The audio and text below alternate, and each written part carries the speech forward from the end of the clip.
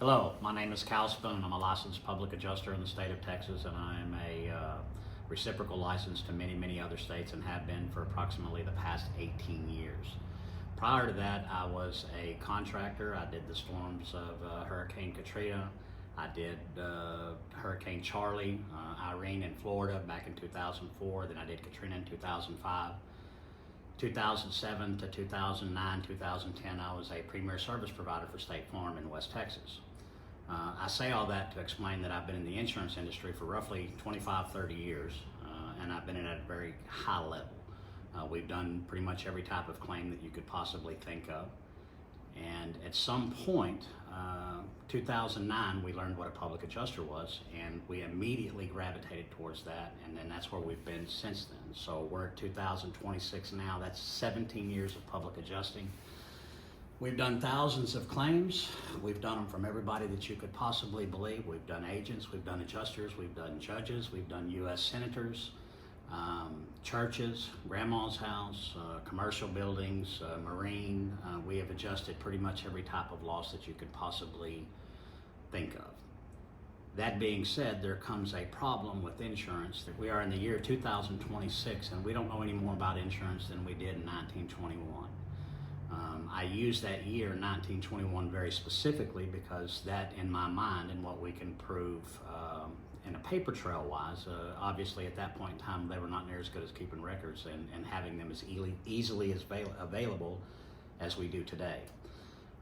So we've had to go back in a lot of instances. What we're looking at is microfiche, which means it's not very searchable and it's not it's not a lot of fun to look at. But in 1921, there was a legislative session that a lot of things happened. One of the main things that brought me to that was the attack on public adjusters. There was an absolute assassination of the entire industry. You have what was at that time in 1921, by their own words, in the city of Philadelphia, they said they could not count the amount of public adjusters. In my mind, that means there was a large quantity of public adjusters. Today, fast forward 100 years, that legislation was by name. They said they were to give respect and authority to the public adjusters. However, if you read the actual minutes of when they did it, that's not at all what they were doing, and they said it at the end that they wanted to drive. They literally said it, and it's in the documents, and you're going to have a link to all that. They said that they wanted to drive the public adjuster out of business. Why would they want to do such a thing? Well, little known fact, the public adjuster is the only legal entity that sits between the insurance company and the insured. People wonder, well, why do they need that? Well, that's the problem, and that's the last 100+ years of the lies. I don't know any other way to say it. They lied. They lied about pretty much everything that was going on, all the way from inception to the end of it. It all begins and ends with an insurance company telling you that they were supposed to be the ones that came out to your house, to your property, to your church, and told you how much they owed you. Now, anybody using common sense, and for some reason when we start talking insurance, common sense and logic goes right out the window. However, you take insurance out of the deal and you go, okay, wait a minute, the guy that owes you the money, he's going to send his guy out to tell you if and how much, knowing that any money that he pays you from his pocket, that money's his right now, goes into yours, is no longer his, and he's going to be honest about it. No, we call that a conflict of interest. We call it a massive conflict of interest, and it should never occur. How does it? Well, let's look at the policy. Does the policy allow them to do such a thing? It does not. There's no place in any of the vast thousands of policies that I've read that it states that the insurance company is supposed to come out and willfully prove to the person they owe money that they owe any money at all or more money. That's not what the contract says. The contract says the contrary, and says that the insured, you, the individual, no matter who you are, if you are on the insured side of it and you file a claim, the burden not just to prove when the loss happened or that it was covered loss, but the entire burden of that claim from start to finish is your burden. The insurance company is supposed to merely go out and see what you did and whether it complies with the policy that they sold you. They were never supposed to have an army of people that they sent out to your house to tell you what they didn't owe you. And unfortunately, that's what it's become, is an army of people that work specifically for the insurance company. They do not work for you, they do not represent you, and they do not have your best interest. And I'm not saying that this is a bad thing, I'm saying this is a factual thing. I have nothing against the insurance company making money and doing things that they're supposed to that any business would, but first and foremost, let's agree that you are a business and that you are for profit. Meaning that all of those people that work on your side, they have zero list of things that they're supposed to include, say a permit. Say you're in a city in Dallas, one of those little suburbs out there, Irving, and they want a permit on everything that you do. So you're paying for roof claims out there, and it's automatically known that if you're going to do anything roof work out there, that you have to have a permit. I've asked adjuster after adjuster over the last 10 years that we've been teaching the camp, have you ever received a list of things that you are supposed to pay on known items on every claim? Not a single one has ever agreed with me that there was a list that was provided to them of known items that they owe that they were supposed to pay. Then I asked the banger question. Do you have any list of things that you're not supposed to pay? Oh, goodness, every one of them. No, we get them every day. That's a multiple list of day. Okay, so let's recheck what we're talking about. This guy that says he works for you and is supposed to come out there and owe you, pay what they owe you, have zero list of things that they're supposed to include, of things that they know without fail are supposed to be on that estimate. No list exists there. However, there are a multitude of daily lists that exist of things that they are not supposed to pay. Looking at the forest for the trees, stand back, and what does that tell us?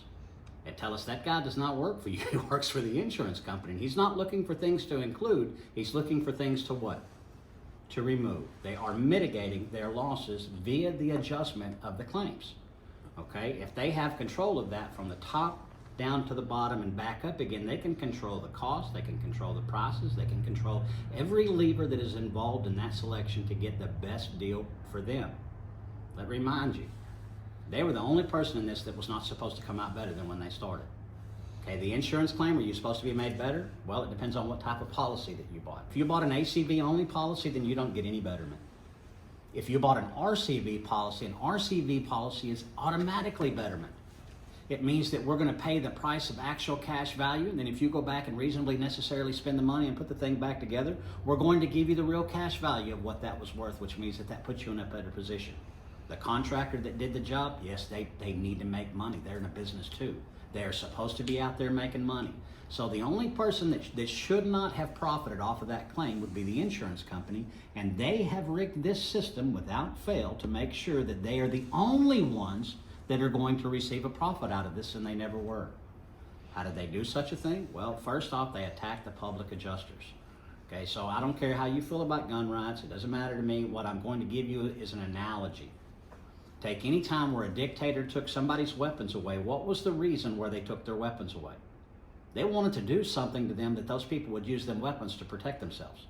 Okay, this is the same thing with the public adjuster. Why would you want to take a public adjuster away?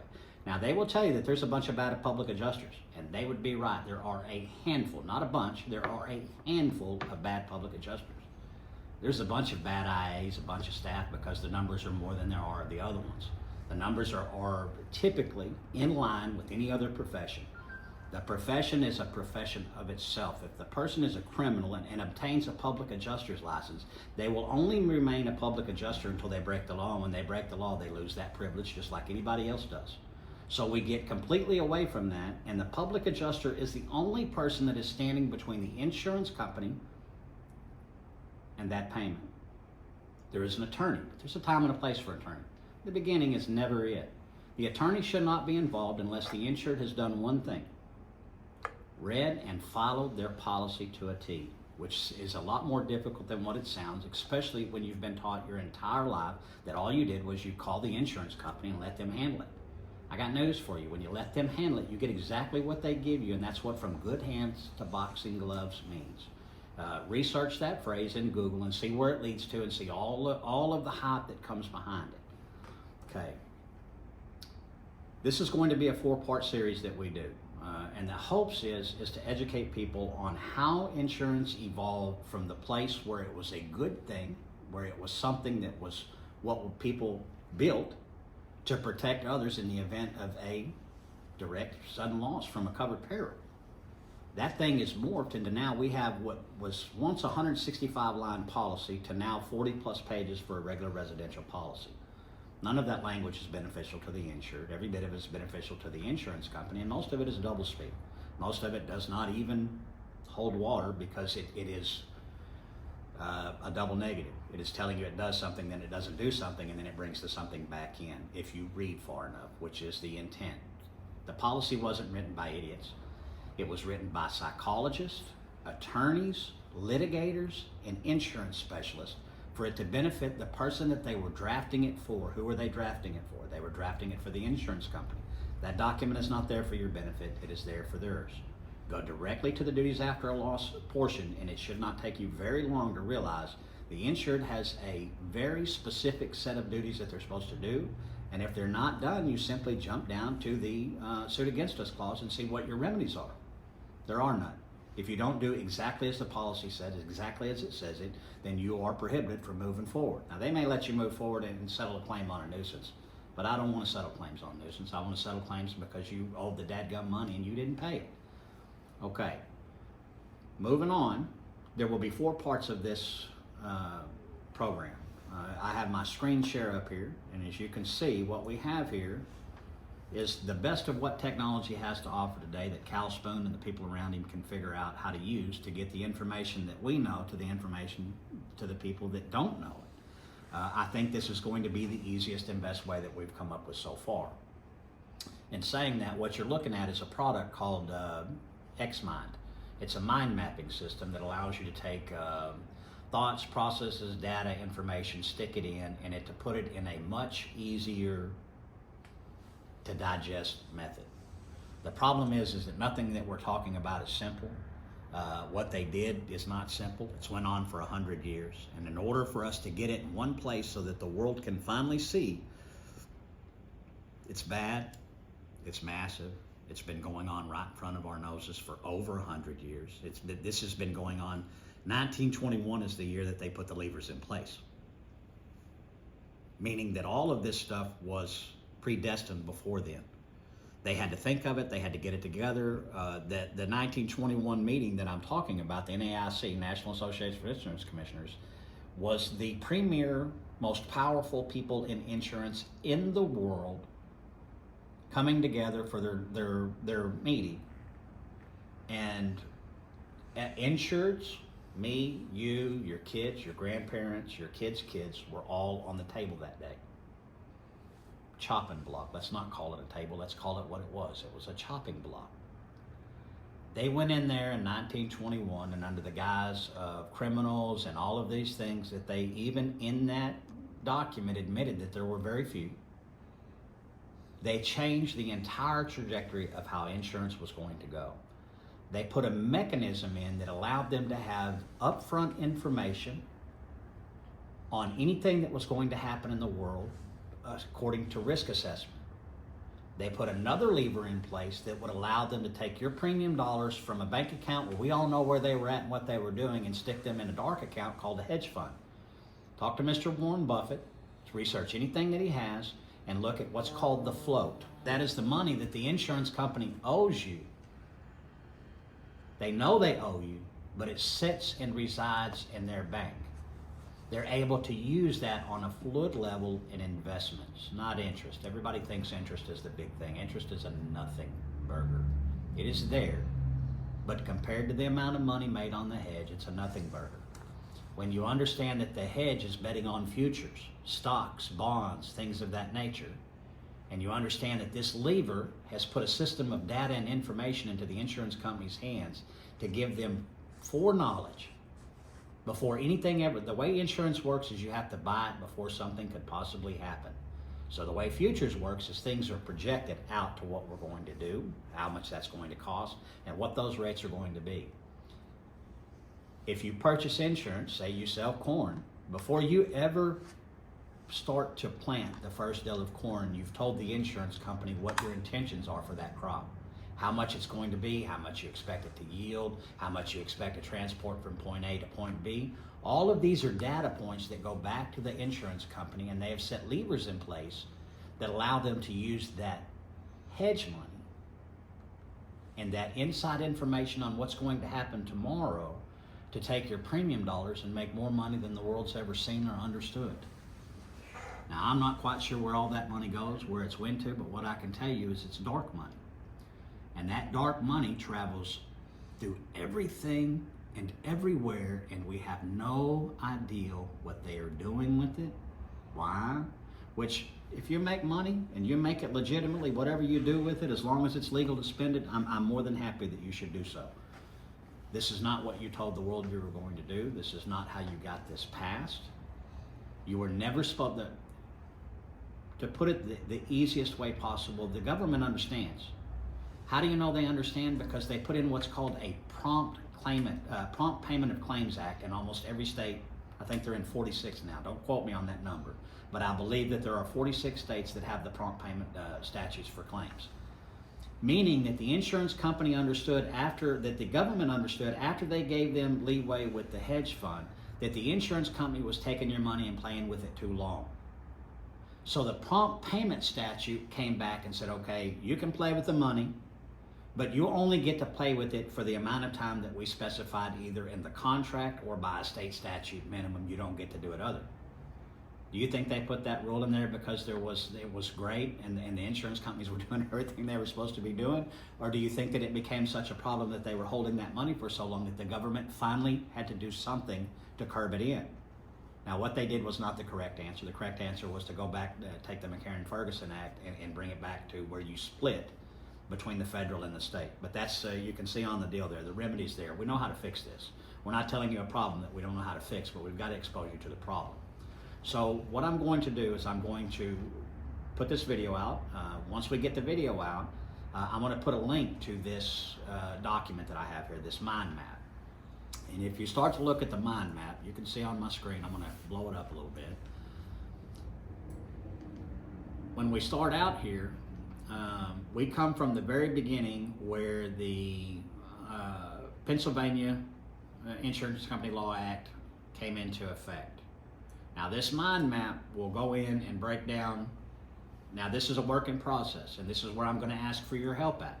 If you see things that we missed, or if you see something that is incorrect, or you have some data points that we don't have, please, calspoon@gmail.com, reach out to me, reach out to Randman, reach out to Tyson, reach out to Sean, reach out to Melanie. And the ideal is that we'll give you a form inside of this that you can submit to. And if you have new information, we'll bring this information and we'll credit you with bringing it to us. Now, if you look in here, see each of these links, it's going to tell you where we got the information from, meaning that every bit of this is verifiable. And this is not something that we are attempting to tell you or attempting to prove to you.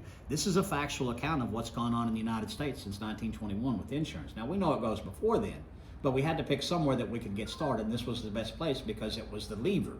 There is a whole thing that went on, and it was a plan. None of it happened by accident. They did it. It specifically occurred. And then we can look at the 1921 letter. I call the letters the NAIC minutes. We can look at that document and the things that they said that they intended to do. And we've got 100 years where they did it. We've got 100 years to show that they did exactly what they said they were going to do, all the way to driving the public adjuster out of a business. We went from at one point in time in 1921 to having more public adjusters than any man could count in Philadelphia alone, to having 7,000 for the entire United States of America. That's not by accident. That's not organic. It started in 1921 and it has not stopped since. It's even ramped up. In Kentucky, they pulled some stuff that I believe that once we figure all this out, they'll find it was unconstitutional. There is a legal challenge today. It's Monday. There was some stuff going on with it today. I'm very curious in following that heavily to see what's going on. But I believe that it's unconstitutional what they tried to do, not just on one front, but many fronts.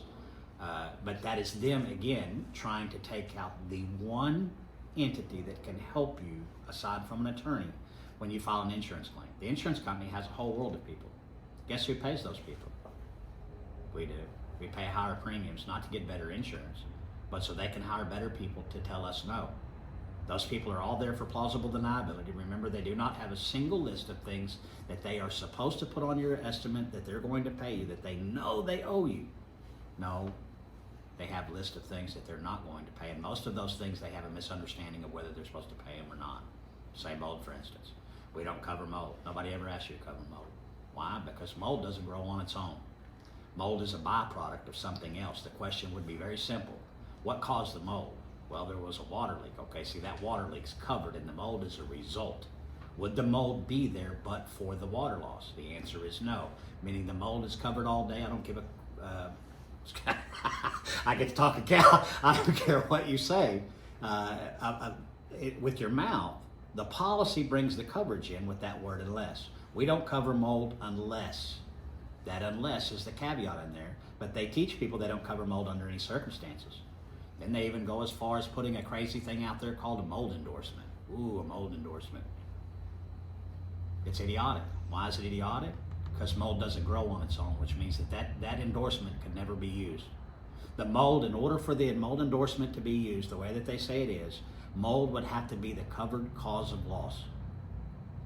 If we understand that mold can't grow on its own, there has to be a catalyst that makes it grow. The question becomes quite simple. Then what was that endorsement for? Funny you should ask. Most of them endorsements have a limit on them. $5,000, $10,000. So what was actually done with clever language, not correct language, but clever language, is they make you believe that you do now have this coverage that should never exist because mold is not a covered cause of loss, and that you have coverage in it, but it's limited to $10,000. So what we've seen in the past, and this is absolute, the adjuster come out there and be smiling and smirky. We set the SPOL in, they come out, they agree, that's the whole thing, and that's the first time you look at them and go, wait a minute, what do you mean you agree with the whole thing? Not that we're not right, but you're just not into agreeing. That's not something you normally do. So you know something is funny, and then they come back and they say, okay, yeah, we agree that this whole thing is done. You have $48,000 worth of damage. Dadgummit, you have this $10,000 mold endorsement, which means that we're only going to pay $10,000 on your loss. So if you understand what I just said, they were able to, by putting that endorsement in, cap it. It's erroneous because it's not correct the way that they're replying it, but 99 out of 100 would absolutely agree with them. Go, oh, I see. They limited that $48,000 payment out to $10,000 by that simple document that is not correct. The whole thing is done exactly that way. Okay, so for the first time that I'm aware of, what we're going to do is we're going to put a chronology there. Each one of these videos that we're going to release is going to be roughly 15 minutes. That's what we're going to try to keep them at. We're going to do a series of 4. The videos will be based on what we're doing with this mind map. I don't really want my commentary to be the thing here. It's part of it because it's needed, but I want you to open this mind map up and I want you to start looking at it and I want you to figure out what happened. Why do I want you to do this? Because we can't change it until enough people understand what happened. Enough people in this industry that's doing it every day, and I don't care if you're in this industry or out. Hopefully this video will get out to so many people that they will look at it from every different angle that's going on. But the reality is it's not going to change for us. They're going to get worse. The policies are going to get worse. The rules are going to get worse. Not because there's bad actors, and don't get me wrong, there's absolutely bad actors out there, but they know exactly who they are. They need a boogeyman. They need a reason to keep doing these things, so they let these bad actors do what they're doing. But I got news for you. If you committed a felony, and especially if you're a public adjuster in insurance, you don't have a license anymore. You will never have another license. So we need to quit calling you a public adjuster, and we need to call you what? You're a criminal. Okay, you cease to be a public adjuster, you cease to be an attorney, you cease to be a doctor, you cease to be a contractor, you cease to be in reality a citizen because you're now a criminal, right? So that's a very distinct categorization. I have met, there's less than 7,000 public adjusters in the United States, and I'd say it'd be a fair assessment to say that I've met at least 5,000 of them. And that would be inclusive of all of the support people in every realm that you could possibly think of. Adjusters, public adjusters, staff adjusters, engineers, attorneys. I've dealt with more attorneys than most people could even name. This is not something that is new. This is not something that is going to get better unless we do something about it. Self-policing is number one, but self-policing doesn't work very well. Education is the master leveler for everything that goes on. That's what we're doing right now. We're educating you. The hopes is to get this to a point where we can get more people into education. If you look at what they talked about in 1921, it was a stigma of people not knowing how to do their job.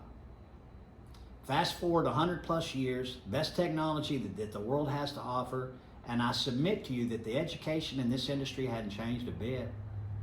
Now they've gotten with the times, things have got electronic, and they've got to a point where they can assimilate with electronics, but they haven't got anything better today than what they did in 1921, and there's a very specific reason for that. Insurance is a business. If you are my employee, and the object of me to teach you better how to do your job is that you spend more of my money. Okay, and this is a fact. Let's just look at it. Education means that your intent is to do what? To get better, to learn more, to do whatever it is that you're trying to get education on better than when you came. So let's look at a claim. If I educate you on a claim, what am I educating you on how to do? Do it better. If I teach you how to do exactment and how to work correctly with it, what are you going to do? You're going to pay more money. If I teach you about a policy and how that policy actually applies in the laws, what are you going to do? You're going to pay more money. All of these things on education are a net negative for an employer that does not want people out randomly spending more money than what they want to spend. So education nets better estimates. Education nets better understanding of the policy, of the statutes. We're not seeing that. What we see is CE, continuing education, that is really just as daft as can be. It's as dry, gray, and you're not learning how to run a claim, you're not learning how to do policy, you're simply answering questions so that you can get a yes, you can get a passing, and you can move on for the CE. That is just horrific. If you are an association, and I don't care if you're on the insurance side, on the insured side, if your main goal and claim to fame as an association is not education on a massive level, that's the problem. The problem is education. There is none of it out there. There's very little that's available, and nobody is taking it for whatever reason they may be. Our classes we should have 100 people in every class, which we don't have the room for that, obviously. But we don't have that. And why? People got y'all scared. That's unfortunate on every single level. If you are scared to get knowledge. Now, people can say whatever they want about Cal. Don't care. I wish you the best. I wish that you would be honest about your assessments. I'm fair. I'm honest. And I've been in this for a massive amount of time. If you don't like what I got to say, get the proper price, the proper time, and we'll sit down and do a debate about it. There's not a single thing that I talk about on here that I'm not very, very well versed in, and that I've run through every gamut that I could possibly run through before I put it here. So if you have a question, you want to go to the mat on something, please, let's do it. Proper format, proper forum. I don't want any screaming and shouting. I don't want any Facebook deals or LinkedIn. LinkedIn is the favorite new place for some of the attorneys to go and bash out. If you want to do it, let's sit down and do it. There should be no issue with that, and I have no issue with that. With that, I'm going to sign off because these things can be as long as we want them to or as short as we want them to. I do not want to focus on us. I do not want to focus on any of that. I want to focus on this mind map. I want you to be able to go into this mind map, see what's going on, and if you see where we've missed things or we have something, we're not perfect. Don't anybody ever try to accuse me that I ain't or close to being perfect. We're going to have mistakes. We're going to have issues. That's the point of outsourcing it amongst everybody in this deal, is that we can try to get the most comprehensive, factual base of what went on 1921 until today. That shouldn't be too hard, should it? We'll see. Cal Spoon, Public Adjuster Boot Camp, insurancebusters.net. I hope you have a wonderful day. Let's learn together.